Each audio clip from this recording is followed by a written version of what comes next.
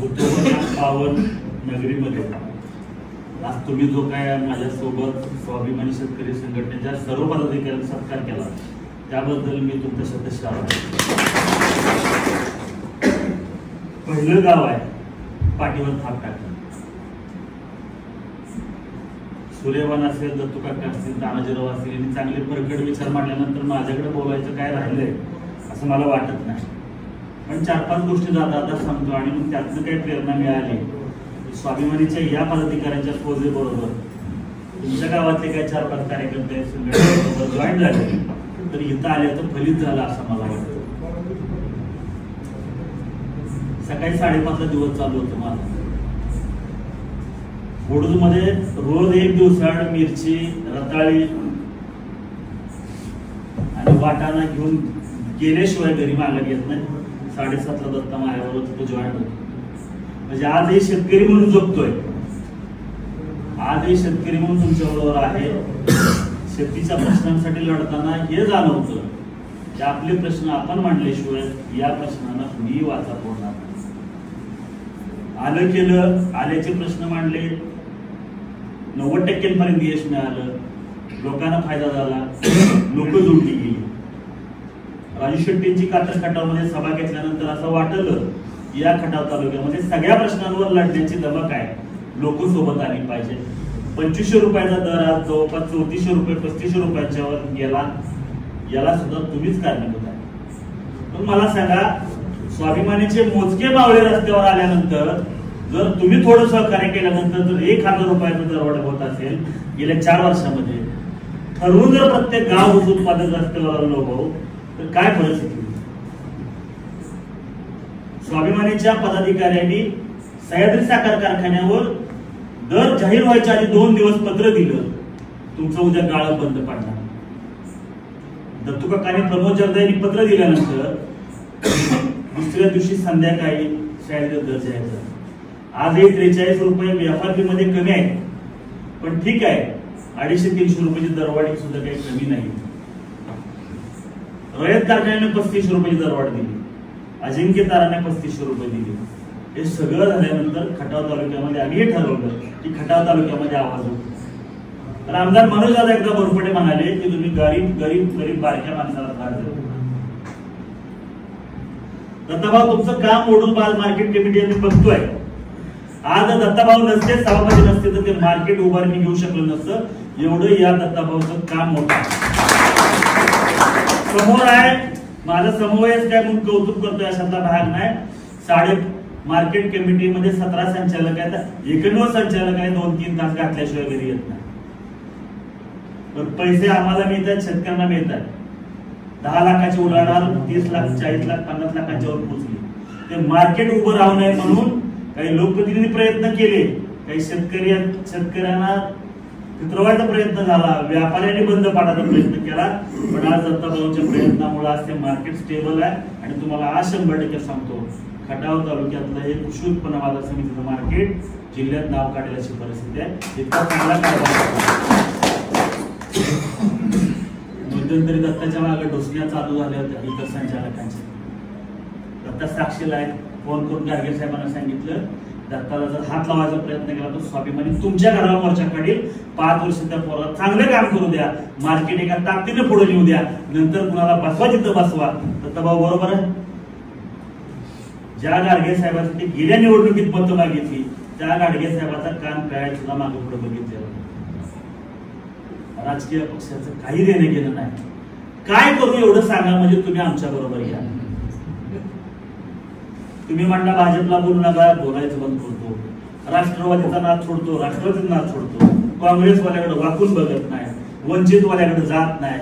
पण नेमकं काय करू म्हणजे आम्ही हात मारल्यानंतर तुम्ही आमच्या बरोबर खांद्याला खांदा लावाल एवढं मला जाता आता सांगा, म्हणजे आम्ही आमच्या वागण्यामध्ये बोलण्यात सुधारणा करू. आजही अजित भाऊ देशमुख साहेब 40 एकर शेती वाय वाटतं, खंडाची घेऊन वाय वाटतं, पूर्ण वेळ देतोय आणि मग या चळवळीची नाटकं करतोय. एखाद्या कार्यकर्त्याचा फोन लागला या ते सगळं आठवून दत्तूकाकाला घेऊन करतोय. दत्तूकाकासाठी एकदा टाळ्या वाजवा, कारण त्यांचं टाकून बाहेर. आज सूर्यबाग सारखा उच्च विद्यालय घोषित चळवळीमध्ये वेळ देतोय. जिल्हाधिकारी कार्यालयामध्ये मीटिंग होण्यापूर्वीची परिस्थिती तुम्हाला सांगतो. अजितदादांचा पीए शिंगारे असं म्हणाला की आम्हाला कधीही दर जाहीर करायची पद्धत नाहीये, आम्ही डायरेक्ट शेतकऱ्याच्या खात्यावर जमा करतो. आज टाकायची पद्धत होती, कधी जनरेशन दर जाहीर केलेला तुम्हाला माहित आहे का? नाही. सह्याद्री सुद्धा तीच अवस्था, अकाउंटला पैसे जमा होतील मग तो आमचा दर असेल. यावेळेला आम्ही ठरवलं, ते मी मनोजदादा वरपडीने आम्हाला चॅलेंज केलं, तुम्ही गरीबाला बारक्या माणसाला त्रास देताय म्हणून अजितदादासारख्या मोठ्या माणसाच्या बरोबर दराची तयारी आम्ही केली, म्हणून जनरेशनवर दराची तयारी केली आणि जनरेशन व्यवस्थापनाला सांगितलं 2 दिवसामध्ये तुम्ही दर जाहीर करा. 3 किलोमीटर खाली गेटवर अडवायचा प्रयत्न झाला, आम्ही आमची बुद्धी वापरली. त्यांनी केलेल्या चुका प्रशासनाला सांगितल्या, पोलीस प्रशासनाला सांगितल्या आणि आतमध्ये गेलो आणि नंतर तमाशा केला. आणि नंतर मग अजितदादांनी पीएनच्या माध्यमातून सांगितलं कलेक्टरला मीटिंग लावायला होतं, तिथं दर जाहीर करा. आणि त्या मीटिंग मध्ये मग 3500 रुपयाची दरवाढ जाहीर झाली. पहिल्यांदा जनरेशन उठून तिथं दर जाहीर केली. संघटना उद्या बंद पाडणार आहे, काही हरकत नाही. दर जाहीर झाला 250-300 रुपये दर जाहीर. साधी गोष्ट सांगा, आज 1 लाख मेट्रिक टन ऊस जर आंबोडर गावात जात असेल, 250-300 रुपयांची दरवाढ झाला. मग अजितराव बोलता बोलता फसले. 25 कोटी रुपयाचा फायदा होतो. किती? 25 कोटी रुपये. एका आंबोडे गावामध्ये 25 कोटी रुपये गावात बाहेर न पडता देणारा कुठल्याही लोकप्रतिनिधीचं, कुठल्याही पुढाऱ्याचं नाव सांगा, मी त्याची गुलामी करायला तयार आहे. तुम्ही शहाण होईना ही परिस्थिती. महाराष्ट्रातला शेतकरी उठायला लढायला बाहेर पडेना. राजू शेट्टींनी कर्नाटकामध्ये आंदोलन पेटवलं. ते 50 ट्रॅक्टर पेटवल्यानंतर अजितदादांच्या कारखान्याच्या व्यवस्थापनाला वाटलं ही कार्यकर्ते आत घुसलेले आहेत, इथं कालवा झाला तर माझ्या आबरूला हात लागल, माझी महाराष्ट्रामध्ये बदनामी होईल. त्यांनी सांगितलं कलेक्टरला उद्याच्या उद्या बैठक लावा आणि दर जाहीर करा. म्हणून भावांना दर मिळालाय. याच्यामध्ये दगड मारणं जेवढं सोपं आहे तेवढीच रणनीती सुद्धा आखली होती, तेवढीच व्यवस्था उभी केली होती. 5-25 कार्यकर्ते वर्धनगडच्या घाटामध्ये होते, 5-25 कार्यकर्ते तिकडे सातारावर वाहतूक अडवायला होते आणि 100-200 कार्यकर्ते आत घुसले होते, तेवढीच पोलीस होते. संघर्ष झाला, 5 तास आम्ही प्रशासनाला घ्यायला आणलं. परंतु भावानं एवढंच सांगतो, तिथं अजून 200-200 कार्यकर्ते असते तर कदाचित अजून 100 रुपये दरवाढ मिळाले. जनरेशनची साखर कुणी आणली नाही. पावशेर देते टनाला. मला सांगा, 1 लाख मेट्रिक टन ऊस गाळप करणारा साखर कारखाना जर पावशेर ऊस साखर देत असेल तर जवळपास पावशेर आणण्यासाठी कोण गेले तिथं? 25 किलो दिली. आणि 100 टन ऊस गेला तरी 20-25 किलो साखरेसाठी तुम्ही 500 रुपयाला जात नाही.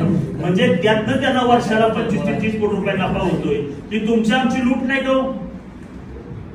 खाऊ नका तब्येतीची तक्रार घरी असेल, पण एखाद्या देवस्थानला गिफ्ट देऊ शकताय का नाही साखर तुम्ही? मग ती का देत नाही? या वर्षी अजेंड्यावर जर्डेश्वरच्या साखरेचा मुद्दा घेतलाय.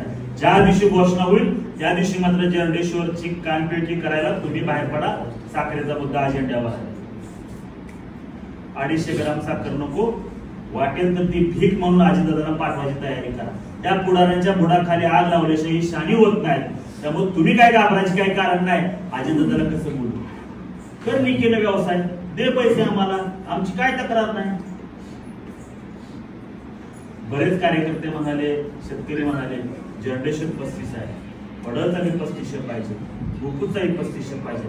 100% बरोबर आहे. आणि चांगला ऊस काँग्रेसमध्ये वाढलेला देताय का तुम्ही? शेलका ऊस सगळा जर्डेश्वर घेऊन जातोय आणि मग तुम्ही त्यांच्याकडून 3500 अपेक्षा करताय. 100% त्यांच्याकडून 4000 रुपये दर मिळाला पाहिजे. पण त्यासाठी शेतकरी रस्त्यावर आले पाहिजे. आम्ही आमची राजकीय विचारधारा काही बाजूला ठेवायची तयारी केली. लहूभाव शेतकरी म्हणून तुम्ही आमच्या सोबत या. तुमचं कौतुक आहे, सगळ्या राजकीय पक्षाचे शेतकरी म्हणून एकत्र आले आमचं कौतुक करायला. आम्ही तुम्हाला शब्द देतो, या पुढच्या काळात सगळ्या राजकीय पक्षाच्या विचारधारा आम्ही बाजूला फेकायला शेतकरी म्हणून बाहेर येणार आहे. पण पुढच्या काळामध्ये तुम्ही सुद्धा शेतकरी म्हणून खांद्याला खांदा लावून काम केलं पाहिजे. प्रश्न तुम्ही सांगा, लढायला आम्ही तयार आहे. काल ओडूज मधल्या त्या बोडशे सरांच्या मुलीचं लग्न झालं. ह्याच्यामध्ये 12 एकर शेती, पुढच्या ट्रॅक्टरचे पैसे ट्रॅक्टर, 12 एकर ऊसाचा बाग आहे. 80-90 टनांना त्यांना म्हणले मला 2-3 लाख रुपयाचा फायदा झाला. आज जे काही मुलीचं लग्न केलंय त्याच्यामध्ये संघटनेनं वाढीव दिलेल्या रकमेचा फायदा आहे. 5000 रुपये म्हणजे संघटनेला लोकवर्गणी मी देतो. त्यांनी मला सांगितलं या पुढच्या काळामध्ये अनिल भाऊ तुम्ही वेळ देताय, तुमचे सहकारी सगळे वेळ देतात। या पुढच्या काळामध्ये राजकीय विचारधारा तुम्ही बाजूला ठेवा आणि ही चळवळ लोकवर्गणीवर चालवा आणि प्रत्येक प्रश्नासाठी रस्त्यावर या। आम्ही तुमच्या खांद्याला खांदा लावून काम करू, संघटनेचं सभासद होऊ। या पुढच्या काळामध्ये लोकवर्गणीवर ही संघटना चालू, परंतु आम्ही सांगेल की प्रश्न तुम्ही हातात घ्या। प्रत्येक वेळेला शेतकरी तुमच्यासाठी रस्त्यावर यायला तयार नाही, आम्हाला कल्पना आहे, पण ज्या दिवशी तुम्ही एखाद्या प्रश्नासाठी हाक मारा त्यावेळेला गर्दी करू। दत्तू काका, सूर्यबान आणि इतर सगळ्या मंडळी, तानाजी भाऊनी आमचा एक विवादाचा प्रश्न उपस्थित केला, 5,000चा मोर्चा निघाला, तो अजेंड्यावर आला। जयकुमार गडनं आम्हाला शिवाय द्यायच्या नाही, पण तो अजेंड्यावर विषय आणला म्हणून त्याची चर्चा सुरू झाली। 11 वर्षापूर्वी झोपला होता विषय तानाजी भाऊ, बरोबर आहे? म्हणजे आमची भूमिका काय आहे, शेतकरी केंद्रस्थानी ठेवून आम्हाला काम करायचं। जर खटाव तालुक्यातलं आंबवडेसारखं गाव एवढं मोठं असेल तर आमची इच्छा अशी आहे की चळवळीचं नेतृत्व या आंबवड्यात झालं पाहिजे। पण इथं महात्मान नेता पुढारी काही नाही, राज्याचा प्रदेश तर चिटणीस आहे, सुरुवातीला बोलला तिथं पुढारी नेता मान सन्मान प्रोटोकॉल काही भानगड नाही। परिस्थिती अशी आहे, तुम्ही शेतकरी म्हणून एकत्र आल्याशिवाय प्रश्न सुटणार नाही। महिन्या 2 महिन्यानं तुम्हाला लाईटची समस्या टाकण्यामध्ये कशी येणार आहे? ज्या वेळेला तालुक्याची परिस्थिती होती, 2,500-3 हजार टेप्या ऑनलाईन होत्या, तेव्हा सबस्टेशन जेवढी होती आज जवळपास 8,000 ते 9,000 टेप्या झाले, ते सबस्टेशन तेवढीच आहे। कशा लाईटी चालणार आहे? पाणी दिसणार एवढं भरलेलं, पण तुमच्या शेताला पिकायला मिळणार नाही। काय ॲव्हरेज तुम्ही काढणार आहे? मग दिवसा चालत नाही, रात्री जावं लागणार आहे, गोरच चावणार आहे, नाच चावणार आहे, साप चावणार आहे, मरतपत करणार आहे, कुटुंब उद्ध्वस्त होणार आहे, त्याचा कधी बारकाईने विचार करणार आहे का नाही? शेतकरी म्हणून सुखासीन आयुष्य जगण्यासाठी आवश्यक असणारं वातावरण आपण तयार करू ना, विषय अजेंड्यावर घेऊ। काय लागतं शेतकऱ्याला? दाराचा प्रश्न माझ्या हातात नाही, खताच्या दाराचा प्रश्न माझ्या हातात नाही, आवाज उठू, लिंकिंग होणार नाही एवढी काळजी घेऊ, चांगलं दर कसे मिळतील हे जरी प्रयत्न करू। आज 9 बाय 9 इंचावर लागण करून 154 टन ऍव्हरेज काढलंय। कशाला 100 टन आता टार्गेट? त्याच्या पुढे जाऊ ना, घेऊ त्यासल्या कार्यशाळा, आणू ट्रेनिंगसाठी माणसं, अभ्यास करू। ड्रीप तेच आहे, पाणी तेच आहे, सगळं तेच आहे, जमीन बदलायची आहे, टेक्निक बदलायची आहे, पण त्यासाठी शेतकऱ्यांनी पुढे आलं पाहिजे। दराची जबाबदारी आम्ही घेतो, राजकीय पाठबळ आम्हाला आहे, तुम्ही चिंता करायची गरज नाही, तुम्ही फक्त डोकी मोजणे रस्त्यावर आलं पाहिजे। अनिल पवार एकटा गेला तरी प्रश्न सुटणार आहे, पण जर 1,000 लोक रस्त्यावर आले एखाद्या प्रश्नांसाठी तर तो प्रश्न लगेच सुटणार हे तुम्हाला मी आज सांगतो। आणि या पुढच्या काळामध्ये आंबोडे खंडे रस्त्यावर आलं पाहिजे, आमच्या बरोबर आलं पाहिजे। दत्तू काका म्हणाले केसेस होत्या, आता काय झाले? राजू शेट्टीचा उदय माझ्या बरोबर झालाय, सदाभाऊ खोतांचा पीएम म्हणून मी काम केलंय, पत्रकार असताना महाराष्ट्रामध्ये मराठवाड्यात फिरलोय, त्यामुळे काय जरा खाचा कोणा थोड्या जास्त माहिती असल्यामुळे मी ती काळजी घेतो आणि त्या काळजीचा इम्पॅक्ट होईल। 10 वर्षामध्ये एकाही सहकार्यावर केस होऊन झाली नाही, 46 गावात संघटना आहे। फक्त होतंय काय? दराची लढाई म्हटलं की संघटना दिसते, पाण्याची लढाई म्हटली की संघटना दिसते, पण ज्या दिवशी तुम्हाला हाक मारल्यानंतर शेतकरी म्हणून रस्त्यावर यायचे त्या दिवशी तुम्ही रस्त्यावर या, तुमच्या गावातले सगळे प्रश्न सोडवायची तयारी आपण